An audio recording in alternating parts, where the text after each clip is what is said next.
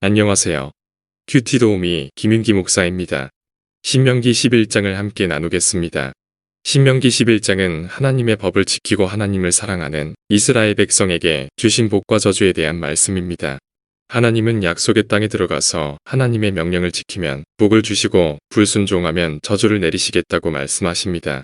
이 장은 신명기의 중심적인 메시지를 담고 있습니다. 묵상을 위한 Q&A입니다. 첫째, 하나님의 법을 지키는 것이 왜 중요할까요? 하나님의 법은 하나님의 성품과 뜻을 나타내는 것이므로 하나님의 법을 지키는 것은 하나님을 사랑하고 경외하는 것을 의미합니다. 하나님의 법을 지키면 하나님과의 관계가 회복되고 하나님의 복을 받을 수 있습니다. 둘째, 하나님의 명령을 지키기 어려운 때는 어떻게 해야 할까요? 하나님의 명령을 지키기 어려운 때는 하나님의 말씀을 꾸준히 읽고 기도하고 믿음의 동역자들과 교제하며 하나님의 은혜와 도우심을 바라야 합니다.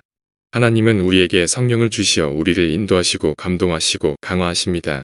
셋째, 하나님의 복과 저주는 어떤 의미를 가지고 있을까요? 하나님의 복과 저주는 하나님의 공의와 성실함을 나타내는 것입니다. 하나님은 자기와 언약한 백성에게 충성스럽게 약속을 지키시고 복을 주시려고 하십니다. 하나님은 또한 죄에 대한 심판을 행하시고 저주를 내리시려고 하십니다.